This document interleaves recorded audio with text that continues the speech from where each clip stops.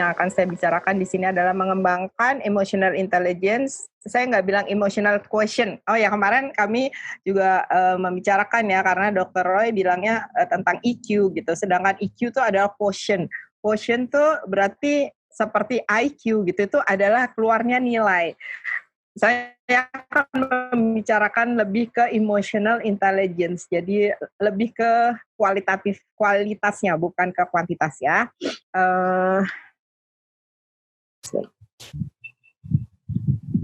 Oke, jadi tadi sudah sedikit saya ulang.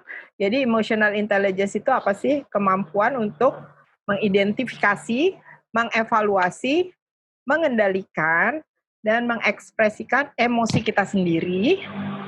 Kemudian juga mempersepsikan, kita bisa mampu mempersepsikan dan menilai emosi orang lain ya. Ada emotional cues begitu, kalau orang ini tiba-tiba set gitu diem. Kenapa ya orang itu? Oh, dia mungkin marah atau dia terkejut. Jadi kita tidak membaca orang itu memang suatu keahlian. Kemudian kita bisa menggunakan atau mampu menggunakan emosi untuk memfasilitasi cara kita berpikir, memahami makna dari berbagai emosi yang tadi terakhir dikatakan oleh Dr. Roy ya, verbalize your emotion gitu. Ya, jadi emosi itu kita jabarkan dalam kata-kata. Karena banyak orang tidak bisa, kadang-kadang orang nggak tahu ya, saya lagi marah atau saya lagi sedih. Yang terasa sama dia adalah badannya berat. Kok saya males ya? Kok saya nggak berminat melakukan hal-hal yang biasanya membuat saya senang. Nah itu ya, jadi kalau kita bisa tahu ini sebenarnya saya tuh lagi ngapain. Oh ternyata saya lagi sedih. Nanti ada caranya ya. Oke. Ini tadi 4 tanda dari emotional intelligence tadi adalah self-management, self-awareness, social awareness, dan relationship management. Saya jabarkan sebentar ya. Jadi self-management itu mampu mengendalikan emosi dan perilaku yang impulsif. Jadi kita tidak reaktif, tidak acting out, tapi kita responsif. Nah itu beda ya. Kalau responsif tuh pakai kita pikir dulu ya. Jadi kita manage dulu, baru emosinya kita keluarkan dengan baik gitu, lebih tertata ya. Jadi biasanya kalau kita udah emosinya naik, stop, mundur sedikit, baru kita berespons. Orang ini kenapa ya sebenarnya kayak begitu? Ya, jadi nggak reaktif. Marah langsung marah lagi, akhirnya eskalasi jadi marah-marahan ya. Kemudian self management itu termasuk mengelola emosi secara sehat, berinisiatif, dan bisa dipakai untuk menyelesaikan tanggung jawab atau komitmen yang sudah sama-sama disepakati. Dan juga adalah yang penting banget ini adalah beradaptasi terhadap perubahan, karena perubahan itu adalah sesuatu yang memang setiap saat berubah nih. Dari kita ngomong sebentar ini, selama saya di sini sudah ada tukang apa lewat, sebentar lagi ada tukang apa lewat dari situ. Jadi itu sudah berubah dan kita harus beradaptasi termasuk hal-hal yang kecil. Self-awareness tadi sudah menyadari emosi sendiri dan bagaimana emosi itu berpengaruh terhadap pikiran dan perilaku. Jadi misalnya kayak kemarin ada anak buah saya gitu di assessment center itu, saya bilang aduh ini anak saya mau sekolah ke luar negeri 1 tahun. Nah jadi ada persiapan, ada biasa lah ya kelas kalau mau apa, jadi malah rame, jadi saya kan stres. Nah itu kelihatannya di tempat kerja itu saya bilang iya nih si anakku mau pergi. Oh pantes dokternya kayak PMS sudah seminggu ini gitu ya. Jadi oh iya ternyata saya tuh ketus sama orang jadi tinggi. Kenapa? Karena sebetulnya ada yang saya lagi khawatir anak saya mau pergi di musim COVID seperti ini gitu ya. Jadi perilaku saya juga sama orang juga jadi nggak sabaran. Nah itu kita mesti tahu, karena itu nanti terbawa kalau kita sama pasien repot ya kan. Yang kedua adalah mengetahui kelebihan dan kekurangan, sehingga itu hal itu berkaitan dengan rasa percaya diri kita. Ya, kalau kita nggak tahu satu, misalnya, waduh kok si Oi tadi cerita tentang sistem limbik ya hebat banget begini-begini. Wah gue begini dong ya. Terus kita minder gitu ya. Tapi eh atau apa gitu kemarin Dokter Roy cerita tentang apa gitu yang saya nggak tahu. Waduh, itu kekurangan saya nggak tahu. Tapi saya sadar bahwa kekurangan saya di situ, tapi ada hal lain yang saya lebih dari Dokter Roy gitu ya. Misalnya kayak gitu. Jadi setiap orang pasti punya kelebihan dan kekurangan. Tapi yang penting kita tuh tahu gitu loh. Sorry. Kita tahu forte kita di mana. Jadi kita pakai kekuatan kita itu kita kembangkan, sedangkan yang masih kurang itu ya kita perbaiki ya. Jangan sampai menghambat atau menghindar gara-gara kita merasa aku nggak bisa. Daripada saya gagal, mendingan nggak usah. Jangan, karena kalau seperti itu nanti Anda akan banyak kehilangan kesempatan atau justru meninggalkan tanggung jawab. Jadi orang nggak suka ya. Kesannya kayak orang nggak bertanggung jawab sih, padahal dia nggak pede. Relationship management, mampu mengembangkan dan mempertahankan hubungan baik. Nah ini berkomunikasi dengan jelas, menginspirasi, dan mempengaruhi orang lain. Itu adalah tugas kita loh dokter. Ya, jadi kita harus jelas komunikasinya dengan pasien supaya apa? Supaya dia bisa kita tuh bisa mempengaruhi dia untuk ke arah kebaikan. Kalaupun prognosis pasien kita itu buruk, paling tidak kita bisa menginspirasi dia untuk memakai waktu-waktu yang yang walaupun tidak enak, coba mencari hal-hal yang enak dan menikmati yang itu gitu ya. Jangan berfokus pada yang tidak enak gitu, tapi memakai waktu yang tersisa misalnya menyelesaikan tugas-tugas apalah itu, dan itu adalah tugas kita loh untuk mempengaruhi itu ya. Kemudian ini penting, bekerja sama dalam tim dan mengelola konflik. Nah, kenapa sih dokter itu perlu memiliki emotional intelligence yang baik? Karena misalnya ini pasien datang tuh dengan mumet kayak gini ya, benang kusut. Tugas kita adalah mengurai benang kusut ini. Kenapa? Karena pasien itu datang ke kita, apalagi kalau kayak telemedicine ya, kayak Aido, kayak gitu yang online gitu ya. Ini dokternya bakal paham nggak sih apa yang saya alami dengan tidak melihat langsung? Oke. Maaf saudara-saudara, ada gangguan. Nah, tadi Dokter Roy yang slide terakhir kan bilangnya, dokternya ini beneran ngerti nggak sih, beneran peduli nggak sih, beneran bisa membantu saya nggak sih, ya saya bisa percaya nggak ya sama dia, bisa saya percaya nggak, jangan-jangan ember gitu, dia cerita kemana-mana, atau ternyata dia nggak bisa, sarannya benar nggak ya gitu.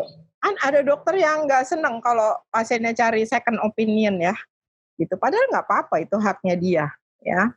Nah, kenapa kita perlu? Karena kita kan perlu mendapatkan data. Ada pertanyaan dari dokter siapa tadi, saya nggak jelas ya. Saya lupa. Bagaimana melakukan telekonsultasi agar yang baik, agar tidak salah diagnosis. Nah, jadi kita kan untuk membuat diagnosis perlu data. Ya, data itu kita perlukan untuk membuat diagnosis. Nah, data itu kita dapat dari mana? Dari pasien.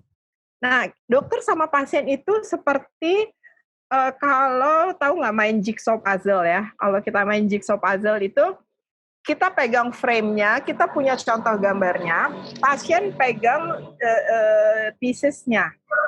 Supaya si pasien itu mau kasih piecesnya, kan kita mesti baik dulu sama dia ya. Itu yang namanya membina rapor, membina hubungan dokter pasien yang baik, yang bisa membuat kolaborasinya enak. Nah, jadi baik-baiklah kita minta sini kan tadi ada juga pertanyaan mana ya? Bagaimana supaya pasien bisa terbuka dengan kondisinya. Nah, dan bagaimana membangun trust. Ini 3 ini yang saya bicarakan sekarang ya. Jadi eh, memang perlu itu, raport itu perlu karena untuk membangun trust. Aduh maaf ya, tumben hari ini ramai sekali orang lalu lalang. Biasanya sepi. Oke, kita tidak terganggu ya sama itu.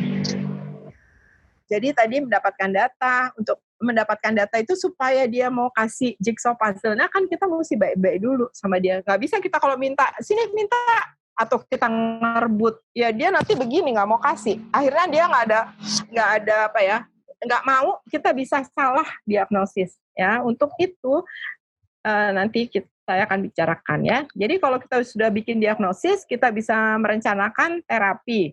Dan kalau pasiennya sudah merasa dipahami dan bisa percaya pada dokter, tentunya keberhasilan terapi lebih tinggi. Nah, sekarang ini tadi Dr. Roy, tadi malam kita sudah janjian, tapi dia terbalik nih ya. Saya sudah terlanjur buat, tapi sama aja lah ya kasusnya. Jadi ini ada Ibu TS 57 tahun dengan diabetes mellitus yang gula darahnya tidak terkontrol. Mari sekarang kita lihat apa yang terjadi. Waktu datang nih follow up, nih kok masih tinggi, Ibu jangan makan gorengan dong, dan nasinya dikurangin ya Bu, itu kan karbohidrat. Ibunya bilang, enggak, saya nggak makan gorengan, nasi juga cuma sekali sehari. Oh, Ibu makannya teratur kan? Setiap jam 7, jam 10 snack, jam 12 makan, jam 3 snack lagi, lalu makan jangan terlalu malam, kayak gitu. Iya, saya makannya teratur kok. Gitu kan, ibunya kan merasa tidak dipercaya. Dokternya tidak percaya juga sama pasiennya. Kalau dia melakukan itu, gula darahnya masa kayak begini-begini aja. Terus, olahraga nggak Bu? Gitu ngomongnya. Biasanya saya jalan cepat, tapi sekarang saya nggak berani keluar rumah, Dok. Habis kan COVID. Nah, terus dokternya yang bilangnya gimana? Ibu gimana mau turun gula darahnya kalau begitu terus? Nanti bisa begini. Ya. Nah, akhirnya dokternya frustrasi, pasiennya bete. Pasiennya merasa, si dokter tidak memahami saya, kok dokternya nuduh aja sih gitu.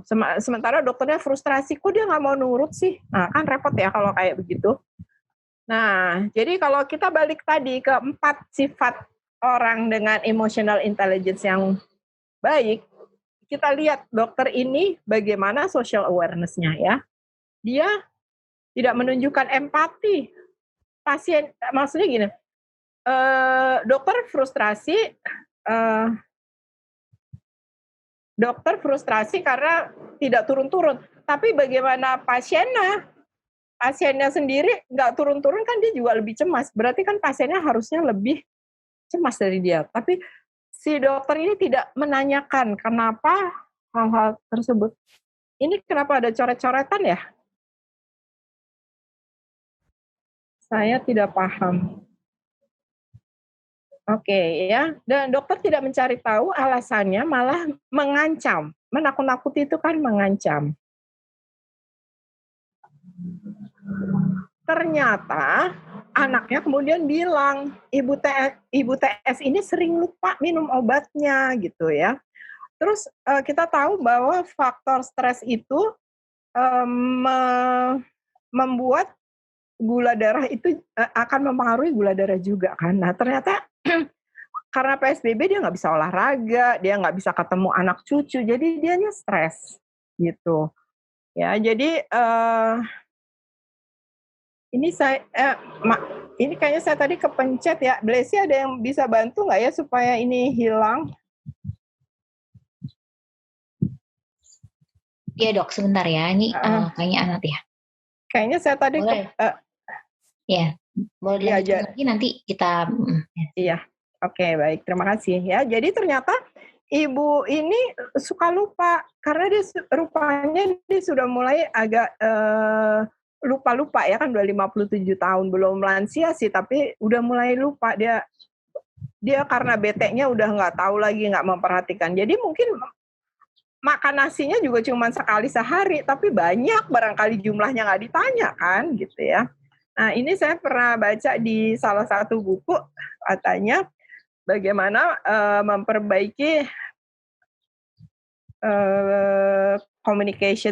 komunikasi gitu ya. Jadi di sini caranya adalah ini kenapa makin banyak ya merahnya ya? Yang lain lihat coret-coretan juga nggak sih? Nah, udah, makasih. Ya, silakan dok, udah. Iya, makasih.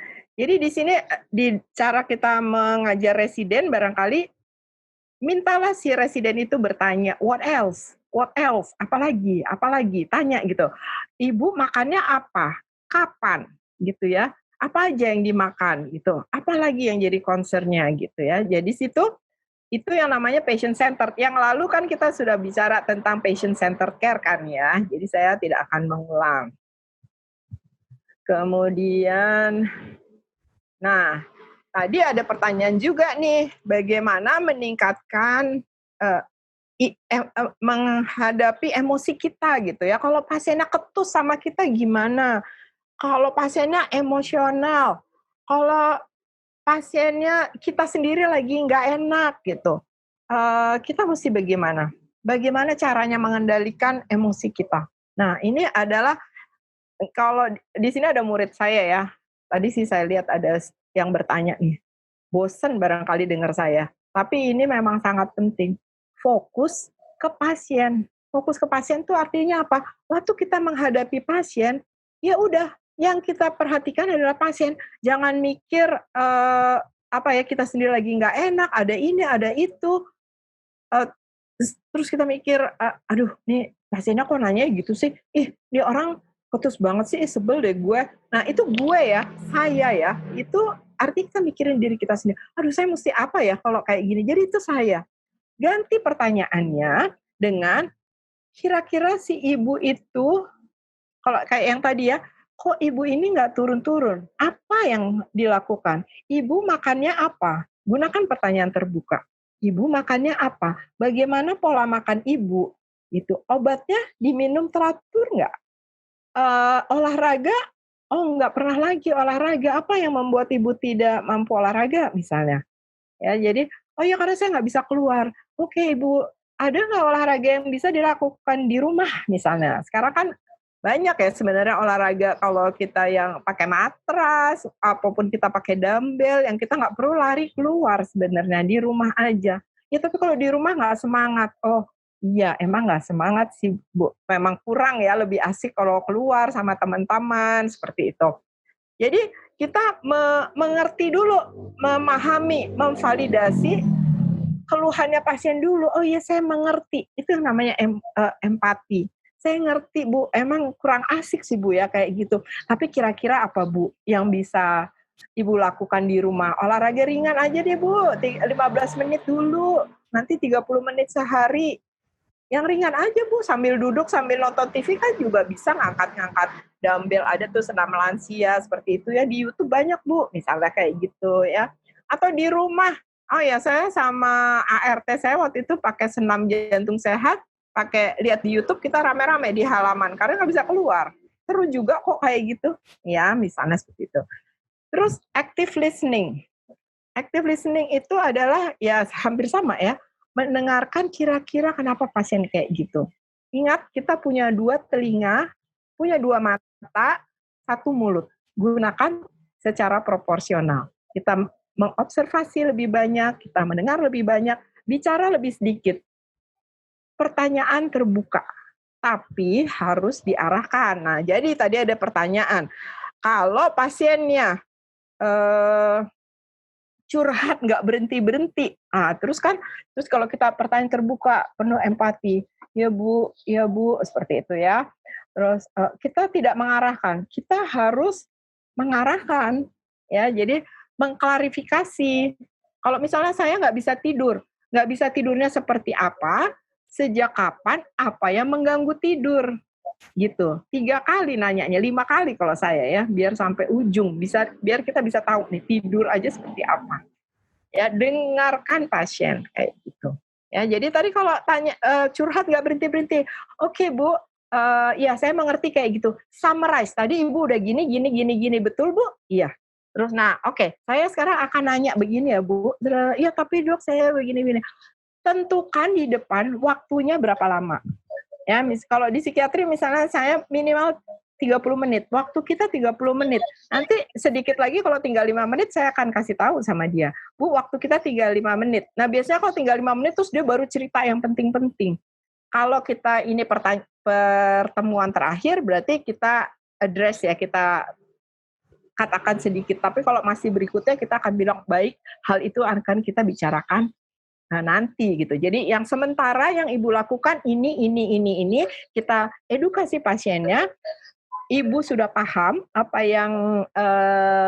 yang saya sampaikan. Iya dok, tapi, nah biasa pasien gitu, yes, but gitu ya. Iya dok, tapi sekarang gini-gini. Oke, saya paham. Tentang hal itu kita bicarakan. Yang ini dicoba dulu ya Bu. Tapi kita memutus itu setelah pasiennya cukup curhat, jangan berkepanjangan. Wah Bu, nih kalau ngobrol kayak gini bisa sampai besok kita nggak selesai. Bagaimana kalau kita sudahi dalam 5 menit? Tadi kan janjinya 30 menit, gitu. Kasih kontraknya dulu, oke?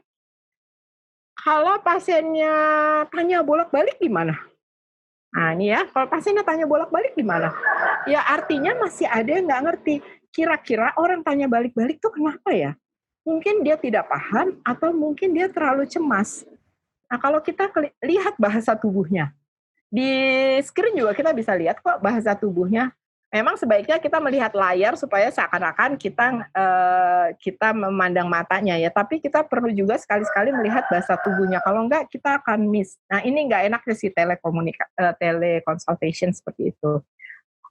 Jadi kalau dia tanya bolak-balik, di mananya yang ibu belum ngerti, gitu. Di mananya kalau yang ibu belum ngerti.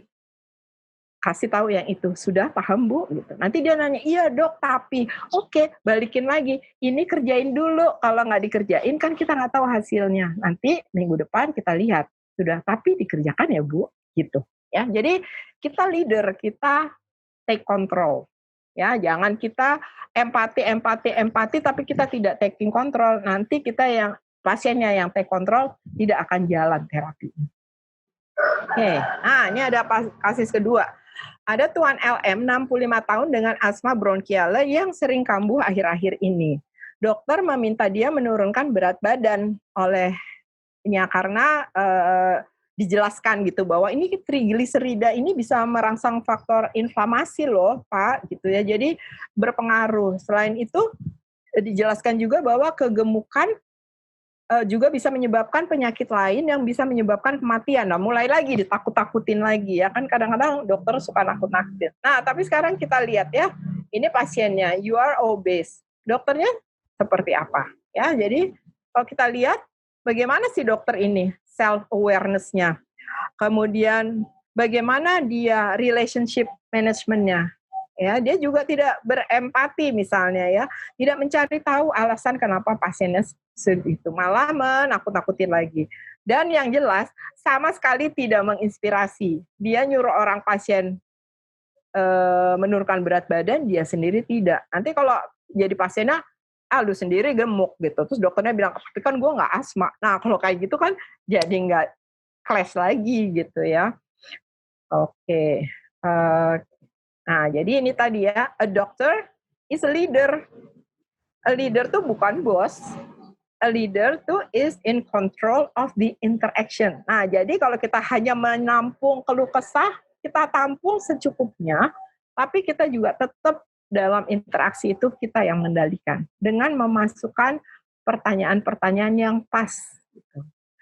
A leader itu interested in the patient's welfare. Ya, bukan saya mau kamu sembuh. Saya mau yang dulu kita udah bilang ya, bukan penyakitnya yang dikurangin, tapi orang dengan keluarga, dengan background-nya itu yang diterapi.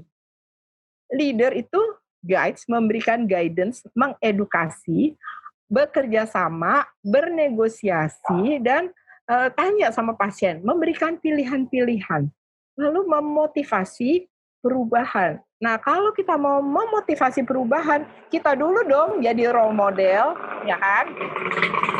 Jadi kalau kita nggak suka pasiennya ketus, tapi kitanya ketus, kadang-kadang pasien itu merupakan refleksi kita loh. refleksi sikap kita maksudnya.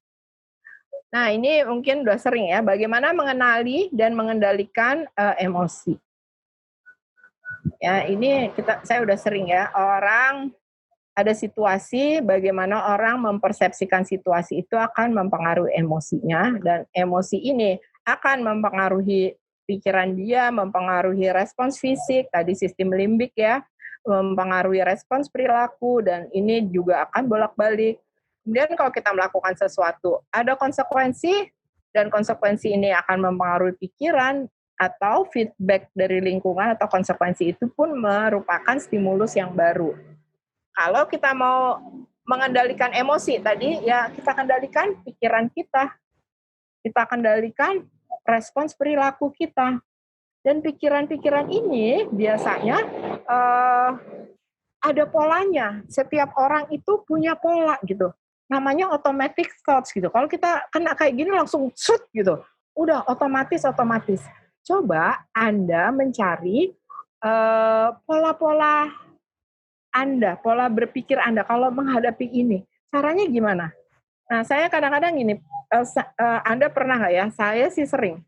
Kalau pasien yang ini datang, saya senang. Oh, asik pasien itu datang. Ya, ada pasien yang kalau dia tiba-tiba, dok pasiennya cancel, alhamdulillah. Loh kok dok, alhamdulillah. Nah, kita mesti tahu, itu namanya counter transference ya. Kita bereaksi terhadap emosi pasien. Seperti tadi mungkin Anda yang tanya, kalau pasiennya ketus gimana? Mungkin kita juga jadi marah. Kalau pasiennya nanya-nanya melulu, ada pasien geriatri yang bolak-balik nanya gitu. Terus kita bosan. Nah, kenali kenapa kita bosan. Apanya yang bikin kita bosan? Apakah bisa beda loh? Bisa tanya, ini pasiennya nggak percaya nih sama saya gitu. Nah, itu lain lagi. Atau, aduh bosan banget sih ini orang nanya-nanya melulu. Kan beda itu artinya ya. Nah, caranya kalau saya dulu kalau ada pasien yang nggak enak, saya bikin kayak gini juga. Saya bikin thought journal saya kayak gini ya. Kita bikin kayak gitu. Jadi misalnya di sini situasinya di sini pasien ketus. Apa yang kita pikirkan tentang pasien yang ketus itu? Gitu ya. So tahu banget sih tuh orang gitu misalnya. Ya. Terus emosi kita kan kalau dia bilang sok tahu, jadi kita kesel dong ya, belagu banget sih lo, terus kita pengen menurunkan itu. Mungkin responsnya jadi, udahlah ibu nurut aja. Hasilnya gimana? Mungkin kita puas saat itu, tapi jangka panjangnya kerjasamanya jadi nggak bagus. Atau situasinya, pasiennya nanya-nanya terus, pikiran kita, aduh gila nih kayak ujian aja, terus jadi stres gitu kayak ujian. Di sini jadi stres, responnya kita jadi takut, lalu kita menghindari pertanyaan itu, akhirnya hasilnya apa? Pasiennya nggak percaya sama kita. Nah kayak gitu ya. Tapi kalau yang terasa sama kita emosi, misalnya saya kesel gitu, kenapa ya saya kesel sama pasien itu? Coba pikirkan saat pasien itu datang, kayak kita nge-rewind film gitu. Terus kita lihat frame by frame. Kapan itu pasiennya kayak gitu ya. Terus kapan kita mulai merasakan emosi yang tidak nyaman tadi, dan apa yang kita pikirkan mengenai kejadian yang sedang terjadi saat itu. Nah, Anda bikinlah kayak gini. Nanti Anda akan lihat loh pola-pola pikir itu, kemudian Anda bikin pikiran alternatif yang lebih rasional gitu ya kayaknya ya. Seperti itu. Mungkin ini kita bisa satu kuliah 2 SKS ini kalau ngomongin ini panjang ya. Oke, ada pertanyaan juga. Bagaimana kalau konsultasi secara daring seperti di AIDO? Ya, nah ini melakukan teleconsultation tidak berarti kita jadi dingin dan berjarak ya. Kayak ini nih ya, kita nggak jadi dingin dan berjarak. Justru kita harus makin terampil dalam membina rapor tadi. Kita bisa menunjukkan empati melalui kata-kata. Tadi Dr. Roy sudah bilang, memverbalize atau mengungkapkan segalanya dengan kata-kata, emosi dalam kata-kata. Perhatikan kata-kata yang digunakan. Perhatikan intonasi suara. Jangan kalau, ini kayak gini nih misalnya nih ya, saya pakai jam nih kayak gini. Terus pasiennya ngomong, oke. Terus kita lihat jam. Gitu. Atau ada telepon sambil gini. Kelihatan loh kalau saya buka begini, pasiennya ngomong saya gini. Kelihatan kan kalau saya lagi ngeliat HP, walaupun HP-nya saya taruh di bawah. tetap kelihatan. Ya, jadi perhatikan yang hal-hal kecil kayak gitu. Ya. Nah, kalau kita memberikan edukasi harus jelas.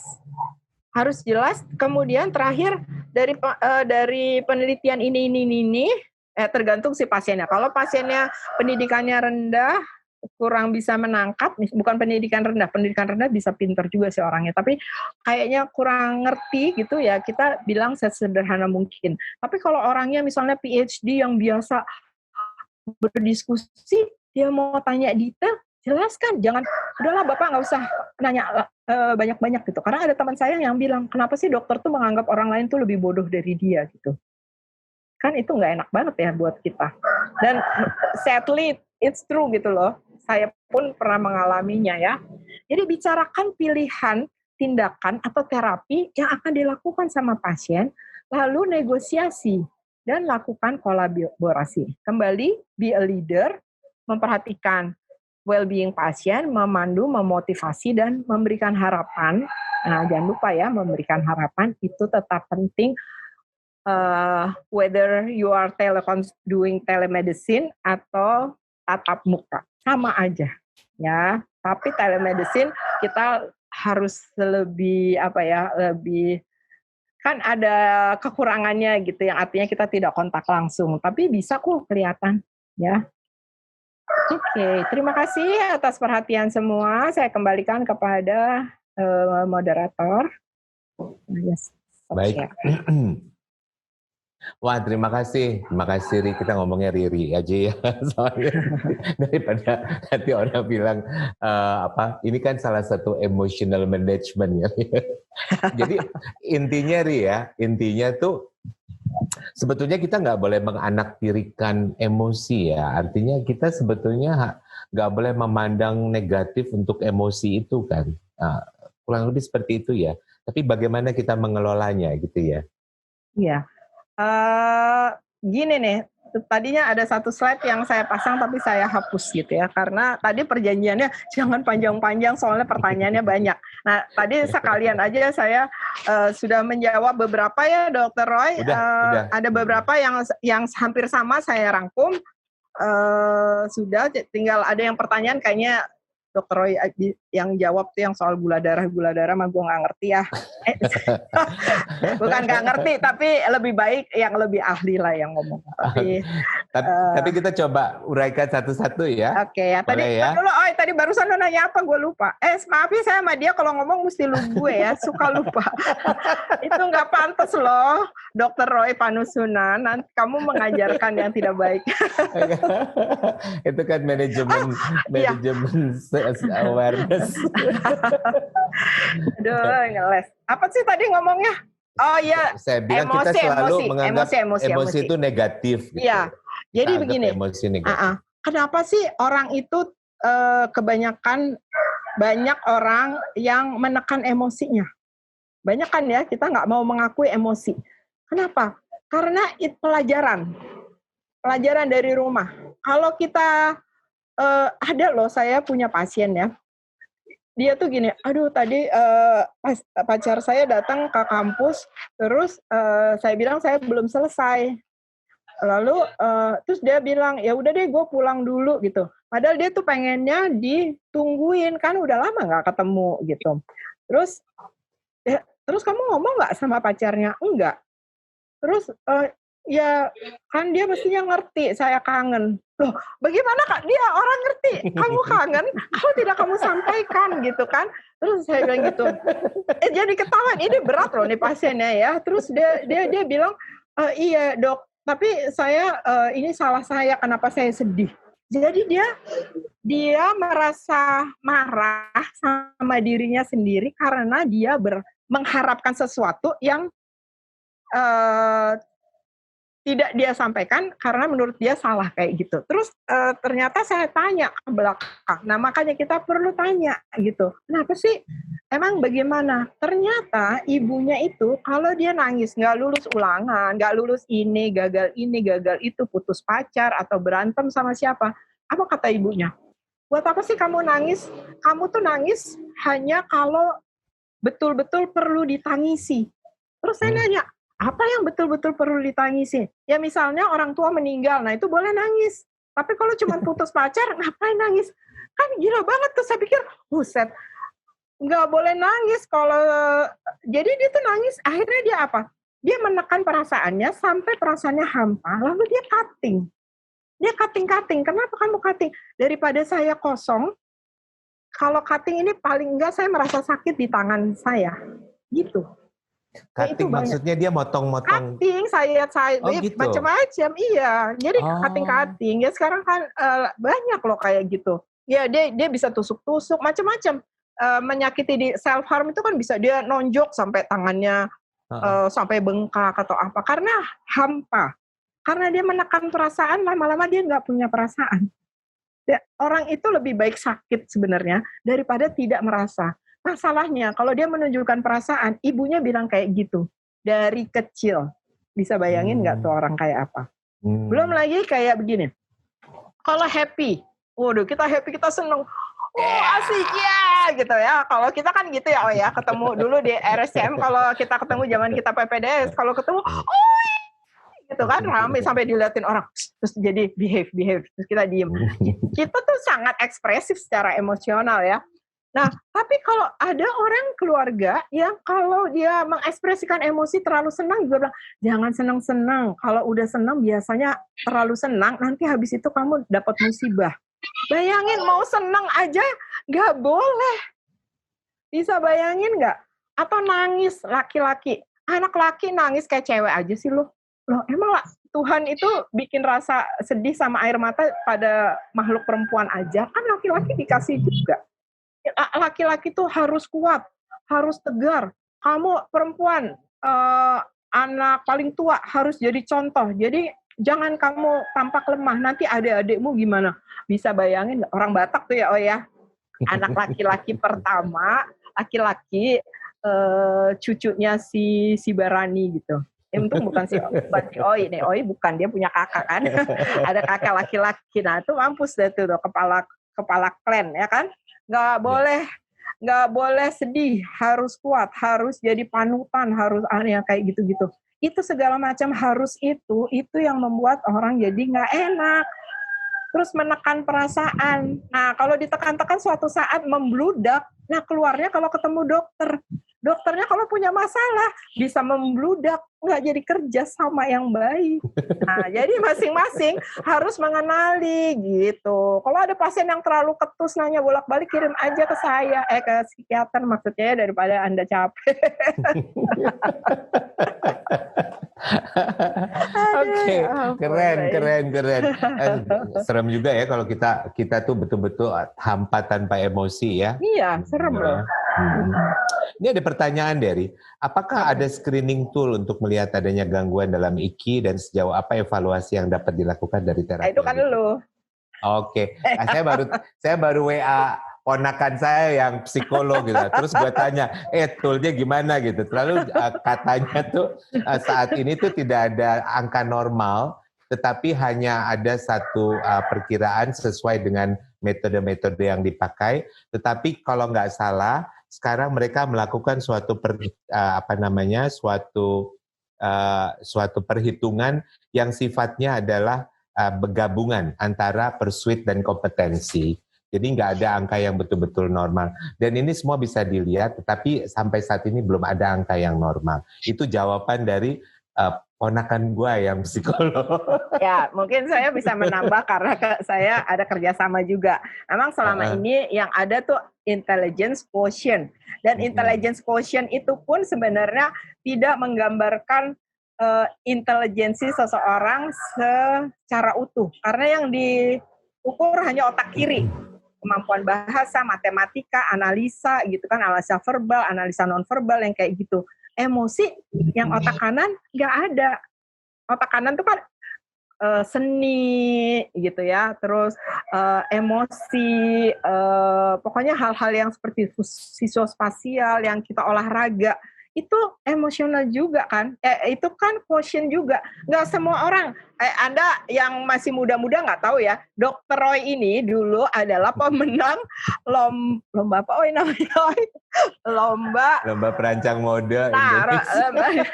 Lombanya perancang mode Indonesia ini apa namanya Femina. Oh zaman dulu top banget tuh, yang pertama nih dia yang menang dengan baju apa tuh namanya, tenun, menggabungkan tenun zaman dia di Timur itu ya dengan dibikin high class gitu ya. Aku cuma dipinjemin untuk jalan di catwalk ya, nggak dikasih barangnya.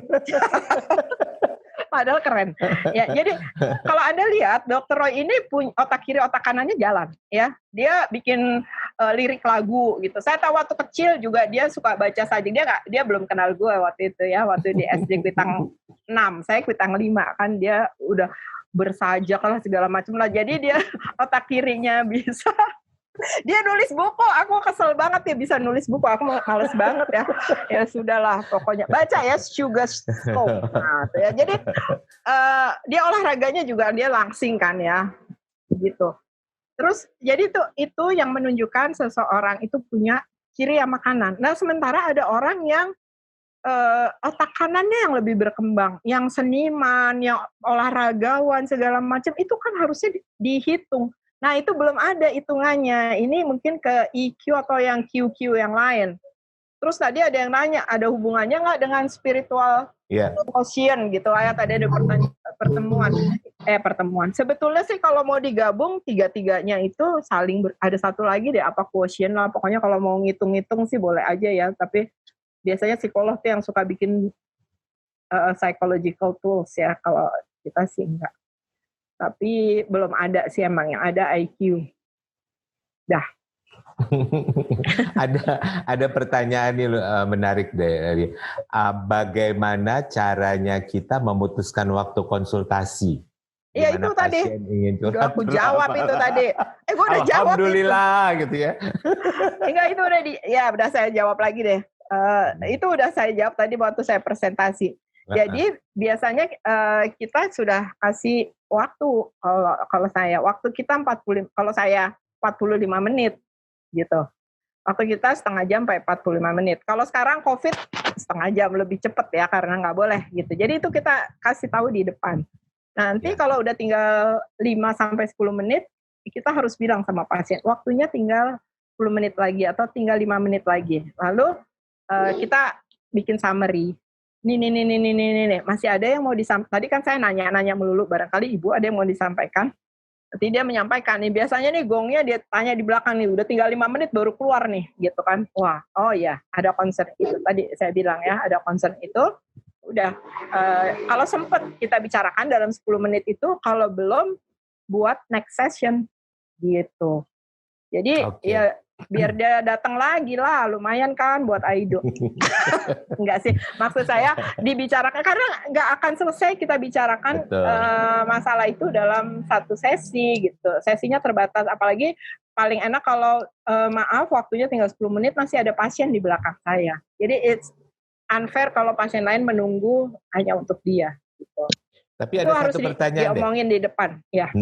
Ada yang menarik dari di sini dan kita belum bicarakan. Jadi waktu kita berbicara dengan seseorang, bagaimana kita menilai emotional quotient orang itu, gitu. Kan kita tahu bahwa orang yang punya EQ yang baik, tinggi itu adalah orang yang betul-betul leader, bisa bagus lah, gitu ya. Tapi waktu kita bicara sama seseorang, secara cepat gimana? Oh, ini orangnya EQ-nya bagus gitu. Itu gimana? Nah, sebenarnya pertanyaan saya adalah gini. Untuk apa sih Anda tahu? Sebenarnya gitu. Untuk apa sih Anda menilai orang?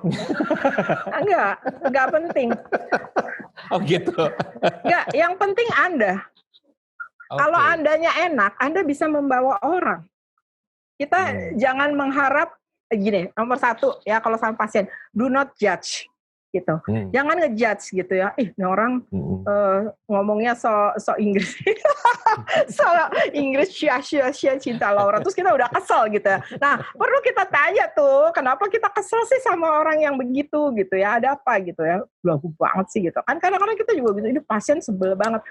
Aduh, kalau pasien psikiatri mah yang heboh-heboh udah makanan sehari-hari sih ya. Jadi kita nggak ngejudge pasien for being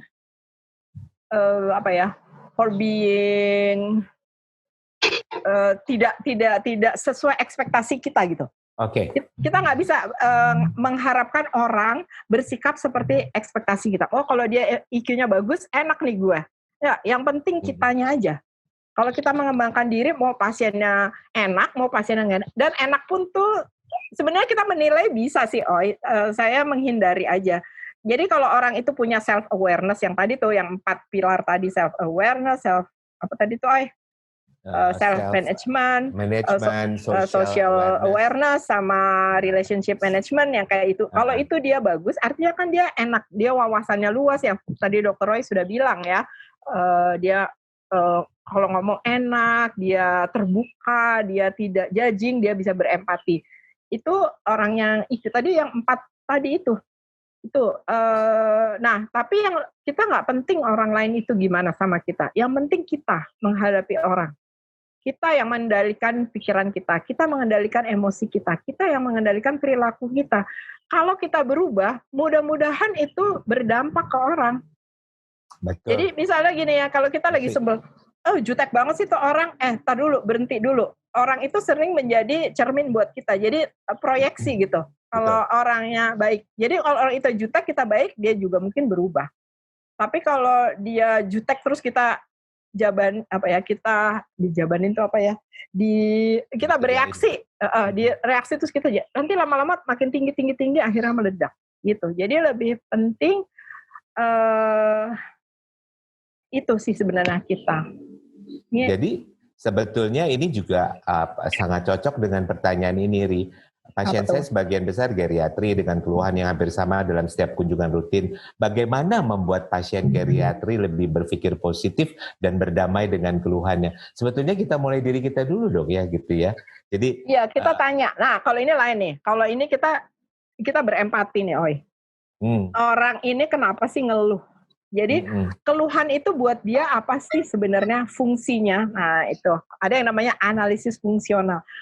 Kita menganalisa fungsi dia mengeluh bolak-balik itu apa. Tadi geriatrinya tuh ngeluh kan, dia ngeluh. Nah, mungkin dia tuh sebenarnya pengen diperhatikan. Dia nggak punya teman di rumah. Dia mau curhat sama siapa? Suaminya sudah meninggal, anak-anak sudah keluar rumah, dia di rumah sendiri. COVID begini nggak bisa ketemu, dia gaptek, nggak bisa Zoom. Dia mau ngomong sama siapa? Sama dokter. Ya nggak apa-apa lah, nampung. Mau berpikir positif, kalau nggak bisa kirim ke psikiater aja. Itu jawaban paling itu. Psikiater ada yang geriatri ya, psikogeriatri. Pergi aja ke situ. Bukan ke psikosomatik ya.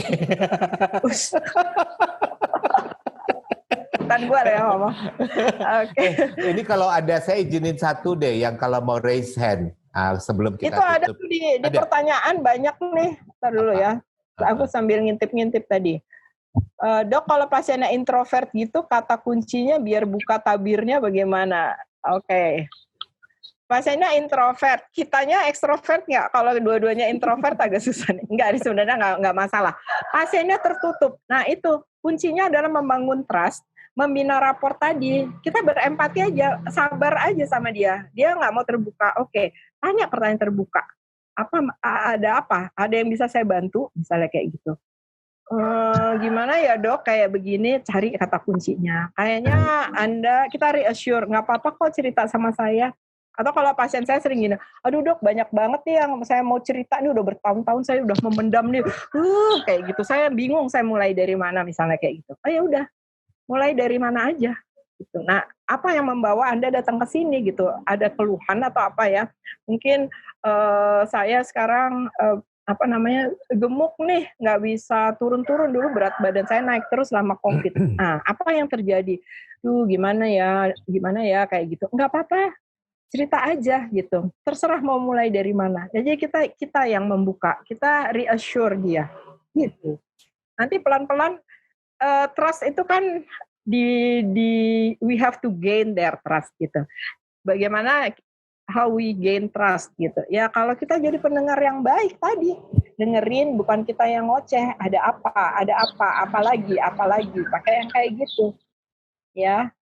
Terus cara buka unconscious mind. Waduh, apa nih? Pasien gini usia 13 tahun. Wah. Ini kayaknya bawa ke psikiater anak dan remaja aja deh kalau dia punya masalah ya. Buka unconscious mind. Ini yang tanya ini nggak sih psikiater bukannya? Itu ahlinya Dr. Sylvia Detri tuh. Kita bisa delete memori jelek kan? Kita bisa delete memori jelek. Gimana sih ngomongnya? Memori jelek. Enggak, memori itu ada terus di kita. Memori itu udah di-save di kita, nggak bisa di-delete. Tapi kita bisa menambah memori yang bagus. Supaya dia, ini ada 2 nih yang tanya introvert. Ya, jadi gini, memori itu akan ada, tersimpan di kepala kita. Namanya unconscious, dia bisa unconscious, dipendem aja terus. Dia nggak akan keluar, ya kan? Kalau nggak ada sesuatu yang memicu itu keluar. Tapi gimana caranya? Ya, ada yang baca Harry Potter nggak? Saya paling seneng tuh ya, Harry Potter tuh keren banget loh si ceritanya. Jadi dia tuh ada yang namanya kalau penjahat itu dimasukin ke Azkaban, itu namanya penjaranya. Lalu dikasih Dementor. Dementor itu katanya ceritanya digambarkannya sebagai sesuatu yang menghisap semua memori baik kita sehingga kita hampa kosong seperti mayat hidup. Nah, lalu caranya mengusir Dementor adalah memanggil memori kita yang bagus. Namanya pakai Patronus, expecto Patronus gitu. Terus makin kita ingat ke yang ke situ, jadi dia makin terang si Patronusnya sehingga Dementornya pergi. Nah itu sebenarnya hampir sama. Memori jelek itu kita masukin aja yang bagus. Oh yang lebih bagus gini deh, nggak baca Harry Potter semua. Misalnya ini ada air nih, nah, air nih ya, putih isinya. Terus ketetesan tinta hitam. Gimana caranya supaya dia bisa putih lagi? Tintanya tetap di dalam kan? Kalau kita tuang begini, hilang semua. Ya masukin aja air putih yang banyak. Putih lebih banyak. Banyak aja air putih yang banyak, lama-lama dia bening. Tumpuhin aja, lama-lama dia akan keluar. Makin lama makin bening. Dia masih ada di sini, jadi nggak akan hilang. Tambah aja memori bagus, tambah aja pikiran yang bagus gitu.